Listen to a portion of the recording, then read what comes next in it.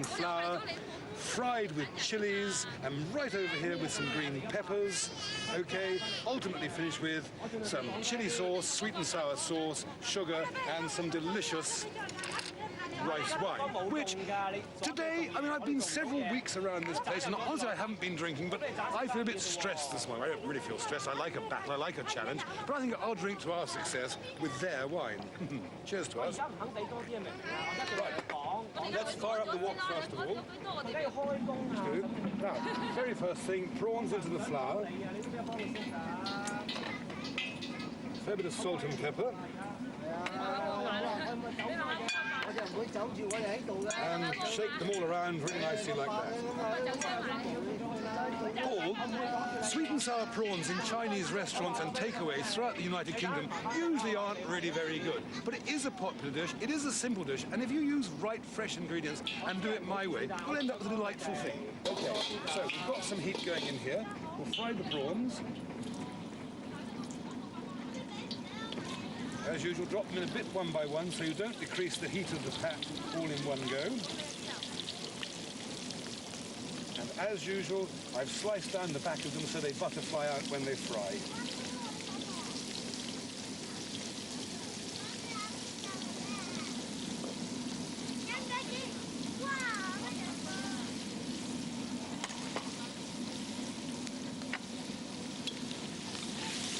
Stir them gently around. They only take a few seconds to cook in this very, very hot heat.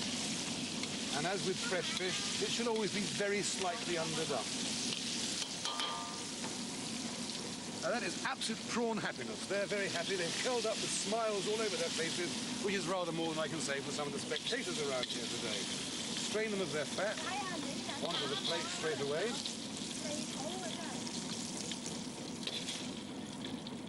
And then, I know it's very important to wash your wok. You must not go in. That is out of the way. And we start off with a fresh wok so that the next delicate few things that go in there won't be marred by bits of burnt flour.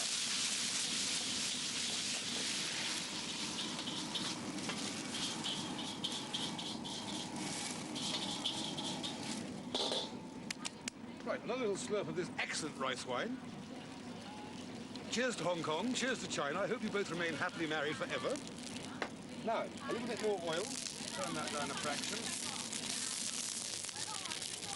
A little more oil. Like that. In with some green peppers. Some more green peppers.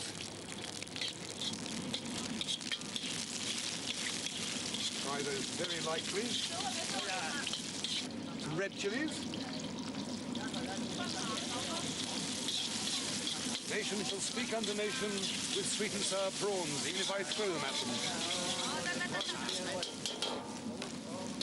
Turn the heat down again. We don't want to get these bits burnt. We want them nice and crunchy.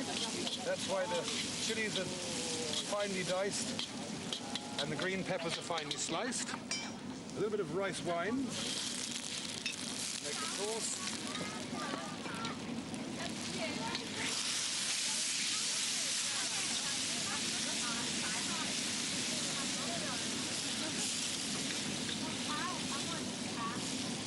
Sweet and sour sauce.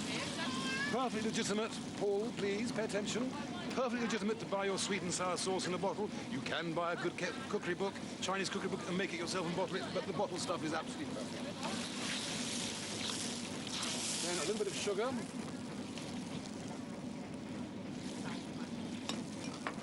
And finally, just to thicken it a little bit of corn flour in water.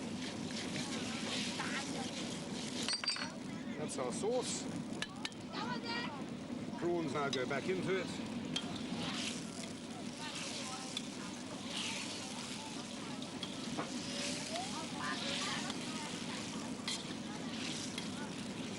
And I'm quite happy to say there'll be a corner of this foreign land which will be forever British.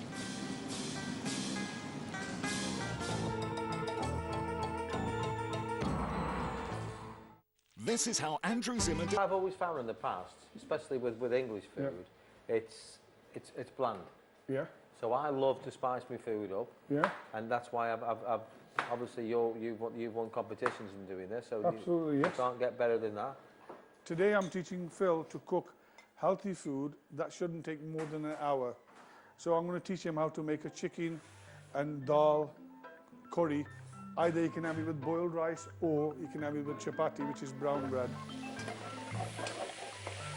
Use the back of the ladle, Araya. Yeah. I sent Phil to the Indian restaurant basically to spice his food up, because by learning to spice his food up, Phil then can take this home with him, and whichever food he's actually preparing now, he'll be able to spice it up, add colour, flavour and texture to it, and he's never going to get bored of food, because bland food, let's face it, you just crave a bag of crisps or a bar of chocolate afterwards. Chucking straight in. Yeah, and then just like that. Now, the chicken itself has liquids in, Raya. It's got releasing fluids in. I want you to give that a good mix up, Raya. Turn the heat down. Always keep looking at the heat. If it starts being a bit more too aggressive, Yeah, turn it down, Raya. As Phil learns to cook spicy Indian dishes, he believes by eating such great tasting foods, it will help satisfy his appetite and prevent him craving junk food. Going to Shafra and learning how to cook properly, it was easy while he was there. I wanted to learn how to do it. I wanted to learn what spices. I mean, Laura knows how to do it, but I really didn't know how to do it. So it's given me a chance to learn how to cook properly and how to spice your food up. And again, once you spice your food up, you get all these different tastes, all the different vegetables. You don't crave for anything, because the most boring thing in the world is vegetables. You don't want to eat vegetables on their own, you know. If your body starts craving, you know, you never crave for carrot or broccoli. You always want chocolate or biscuits. But I've never craved once. I've not once had a craving for anything. The key to healthy living and well-being is just a balanced nutrition plan. I don't use the word diet because it sounds like you're restricting yourself. You don't need to restrict yourself. There are so many delicious, healthy foods on the market that will stand you in good stead to have a really happy life. The chicken's cooking nice. Let me have a little go at that, Raya. Just tidy that up a bit. Because we're making the food colourful, tasty and spicy, Phil feels he's having a treat every day, which is the key to success. Now, even if he wasn't exercising, I would guarantee you with my food plan he would still lose body fat, because we're eating smaller portions, little and often. It's not a fad diet, it's a re-education of eating habits, and it's a fantastic way to live your life. Just get your finger gently and turn it over. Yep. You know it's not stuck once it's like that, yeah? I've cut down a lot on bread, especially white bread. I don't touch white bread at all. Very rare now that I eat whole wheat bread.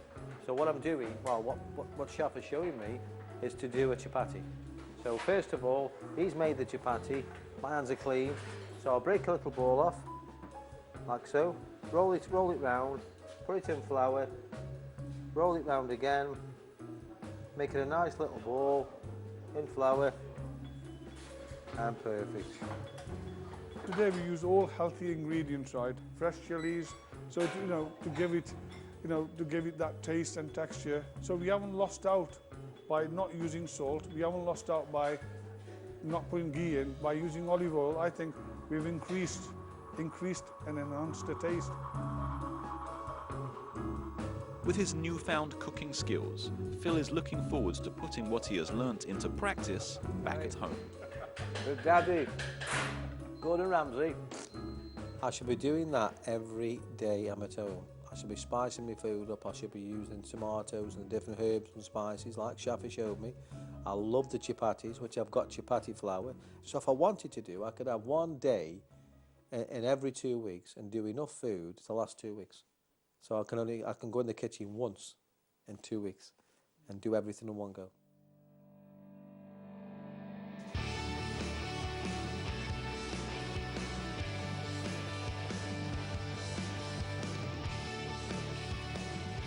It's been almost 4 months and Phil is admiring his new body.